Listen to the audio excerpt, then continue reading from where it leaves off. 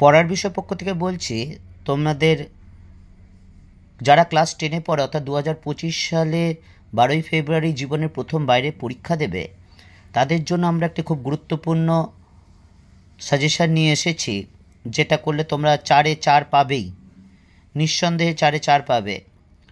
তোমরা জানো যে 2 দাগে 5 রকমের প্রশ্ন থাকে, উপবিভাগ 2-এর 1, 2-এর 2, 2-এর 3, 2-এর 4, 2-এর 5, এবং প্রত্যেকটি উপবিভাগে 4টে করে কোশ্চেন থাকে, একটি করে করতেই হয় এবং টোটাল 16টি প্রশ্ন উত্তর দিতে হয়।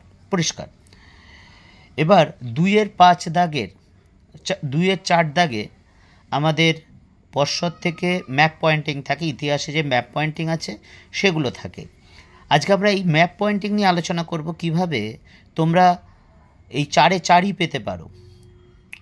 16টা কোশ্চেনের মধ্যে যদি এই 4টে ম্যাপ পয়েন্টিং করো, তোমরা কিন্তু 4-এ 4ই পেয়ে যাবে। তা যাই হোক, তোমরা যারা ক্লাস 10-এ পড়ো, তোমরা নিশ্চয়ই ম্যাপ পয়েন্ট ধরে অভ্যাস করো এবং অবশ্যই করবে। এবং দেখো, আমাদের ম্যাপ পয়েন্টকে এগুলো 2017-তে এসছে, 2018, 19, 20 পরপর আছে। 4 রকম ম্যাপ পয়েন্টিং আসে। একটা হচ্ছে বিদ্রোহের এলাকা, দেখতেই পাচ্ছ বিদ্রোহের এলাকা, বিদ্রোহের কেন্দ্র, বিদ্রোহের এলাকা, বিদ্রোহের কেন্দ্র, দেশীয় রাজ্য আর পুনর্গঠিত রাজ্য। এই 4 রকম ম্যাপ আসে। তার মানে এই নয় প্রত্যেকটা থেকে একটা একটা করেই আসবে, এরকম হতে পারে একটা থেকে 2টো বা 3টে এসেছে, কোনোটা থেকে আসেইনি, এরকমও হতে পারে। কিন্তু এই 4 টাইপেরই আসবে, এই 4 টাইপের বাইরে আসবে না। কিন্তু এটা কথা না যে 4 রকমই আসবে। তা দেখো, প্রথমে 2017 সাঁওতাল বিদ্রোহ এলাকা, নীল বিদ্রোহ এলাকা, তোমরা 23 সাল অবধি দেখে নাও। তা নিশ্চয়ই দেখতে পাচ্ছ। এবার আমরা দেখাবো, এই সলভটা দেখাবো, তোমরা এটা প্রিন্ট আউট করে নেবে বা ম্যাপ কিনতে পাওয়া যায়, ম্যাপ কিনে এইভাবে কিন্তু দাগ দিয়ে নেবে। দেখো, বিদ্রোহের এলাকা 17, 18তে 2টো এসেছিলো, 19-এ 2টো এসেছিলো, 20-তে পরীক্ষা হয়নি, 21-এ আসেনি, 22-এ একটা এসেছিলো, 23-এ এসেছিলো। এবার দেখো বিদ্রোহের এলাকা, দেখো সাঁওতাল বিদ্রোহ এলাকা, দেখো সাঁওতাল বিদ্রোহের এলাকা। তারপরে হচ্ছে চুয়ার বিদ্রোহের এলাকা আছে, দেখো এই যে চুয়ার বিদ্রোহের এলাকা, এই জায়গাটা দেখানো আছে। তারপর দেখতে পাচ্ছ যে মুন্ডা বিদ্রোহের এলাকা 2018 সালে এসেছিল, দেখো মুন্ডা বিদ্রোহের এলাকা, এই যে রাঁচি। তারপর সাঁওতাল বিদ্রোহ এলাকা, এই দেখো সাঁওতাল বিদ্রোহ এলাকা ভাগলপুর করা হয়েছে। তোমরা একটাই করবে, সাঁওতাল বিদ্রোহ এলাকা ভাগলপুর বা সাঁওতাল পরগনা, ঠিক আছে। বারাসাত বিদ্রোহ এলাকা 2019 সালে এসেছিল, বারাসাত বিদ্রোহ এলাকা তোমরা দেখতেই পাচ্ছ।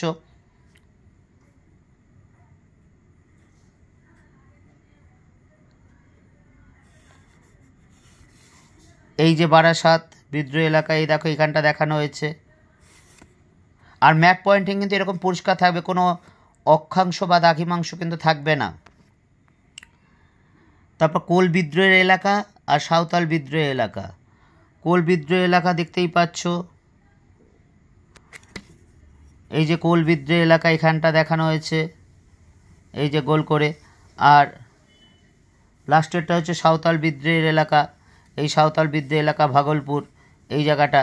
আমরা বলেছিলাম সাঁওতাল বিদ্রোহ এলাকা যে কোনো একটা করবে, সাঁওতাল পরগনা বা ভাগলপুর।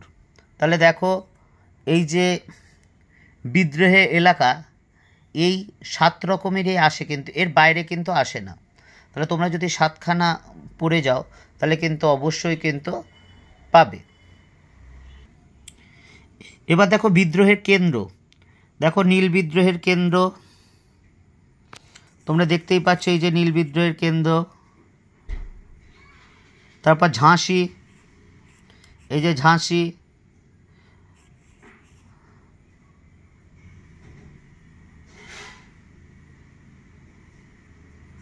তারপর নীল বিদ্রোহের অন্যতম কেন্দ্র যশোর, এই যে যশোর।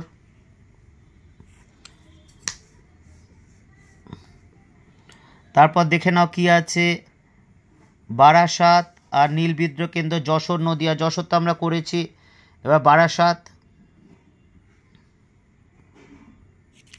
এই যে বাংলার ওহাবি আন্দোলনের কেন্দ্র বারাসাত। তারপর দেখো মিরাট, মহাবিদ্রোহের অন্যতম কেন্দ্র মিরাট, এই যে মিরাট। তোমরা দেখে নাও দিল্লি, কানপুর, এই যে দিল্লি, মিরাটের ঠিক নিচেই আছে দিল্লি। কানপুর, এই যে কানপুর, এই যে এই জায়গাটার ঠিক নিচে হয় কানপুর। তারপর বারাসাত, বারাসাত তো আমরা করেছি, এই যে বারাসাত। বারাসাত দেখো 2-3 রকমভাবে এসছে, একটা হচ্ছে বাংলার ওহাবি আন্দোলনের কেন্দ্র বারাসাতও আসছে, হ্যাঁ দুবারই বাংলার ওহাবি আন্দোলনের কেন্দ্র হিসেবে এসছে। আবার মিরাটও কিন্তু দুবার এসছে, দেখো যশোর দুবার এসছে নীল বিদ্রোহের কেন্দ্র। কাজেই এটা কিন্তু তোমরা ভালো করে করে যেও। এবার তৃতীয় রকম পর্যায়ে আমরা দেখব দেশীয় রাজ্য। দেশীয় রাজ্য খুব কমই আছে, দুটোই হয়। দেখো হায়দ্রাবাদ আর জুনাগড়, তা এইবার হায়দ্রাবাদ আসার সম্ভাবনা খুব বেশি আছে। তা দেখো তোমরা যে দেশীয় রাজ্য হায়দ্রাবাদ 17, 19 আর 23 সালে এসছে, এই যে হায়দ্রাবাদ, এই যে দেশীয় রাজ্য হায়দ্রাবাদ, এই যে জুনাগড়। জুনাগড় হচ্ছে ঠিক এই জায়গাটা, এই যে নিচে এই জায়গাটা, আর হায়দ্রাবাদ, এই দুটোই কিন্তু দেশীয় রাজ্য আছে, ম্যাপ পয়েন্টিং দেয় এই দুটো দেশীয় রাজ্য। এবার দেখো পুনর্গঠিত রাজ্য। পুনর্গঠিত রাজ্য দুটো আসে সাধারণত, একটা হচ্ছে গুজরাট আর একটা হচ্ছে মহারাষ্ট্র। দেখো উপরেরটা হচ্ছে পুনর্গঠিত রাজ্য গুজরাট, দেখতেই পাচ্ছ এই যে দাগ দেওয়া আছে, এই যে এইখান থেকে দিয়ে শুরু, আর তারপর মহারাষ্ট্র দেখতেই পাচ্ছ। তা এইগুলো যদি তোমরা পড়ে যাও, অর্থাৎ 2017 সাল থেকে এই প্যাটার্নে যে মাধ্যমিক শুরু হয়েছে 23 সাল পর্যন্ত, 24 সালেও এসেছে, তা এই প্রশ্নগুলো যদি তোমরা পড়ে যাও অবজেক্টিভের ম্যাপ পয়েন্টিংয়ে দেখে যাও আর কি, বা প্র্যাকটিস করো, তাহলে কিন্তু তোমরা নিশ্চিন্তে 4-এ 4 পাবে, এবং এটা খুব মানে কনফার্ম নাম্বার। কাজে তোমরা এখন থেকেই একটা এরকম ম্যাপ কিনে, সাদা ম্যাপ কিনে, যেটা ভারতের কেবল আউটলাইন আছে, কোনো অক্ষাংশ দাগিমাংশ থাকবে না, এরকমই কিন্তু বোর্ডের নির্দেশ। কারণ আমরা দেখেছি খাতা দেখতে গিয়ে যারা ভালো নাম্বার পায় ম্যাপে কিন্তু 4-এ 4 পায়, 4-এ 4 পায় পুরো। হ্যাঁ, তা তোমরা একটু পরিকল্পনা মাফিক পড়লে অবশ্যই 4 পাবে। তোমরা ম্যাপ কিনে প্র্যাকটিস করো, তোমরা যদি প্র্যাকটিস করো তাহলে কিন্তু অবশ্যই, তাহলে তোমরাও কিন্তু অবশ্যই পাবে, সেটা কোনো সন্দেহ নেই। কাজে একটা জিনিস মনে রাখো, পরিশ্রমই কিন্তু জীবনের সফলতার মূল চাবিকাঠি। পরিশ্রম করলেই সাফল্য অবধারিতভাবে আসবেই। পড়ার বিষয় পক্ষ থেকে এটুকুই, অগ্রিম শুভেচ্ছা রইল। জীবনে প্রথমে বাইরে গিয়ে পরীক্ষার জন্য 12ই ফেব্রুয়ারি 2025 সালে তোমাদের যে পরীক্ষা হবে, তোমাদের যদি ভালো লাগে অবশ্যই চ্যানেলটি সাবস্ক্রাইব করো এবং লাইক করো এবং বেল আইকন টিপে রেখো, এবং যদি উপকার হয় তাহলে অবশ্যই বন্ধুদের দেখতে বলো। পড়ার বিষয় পক্ষ থেকে এতটুকুই।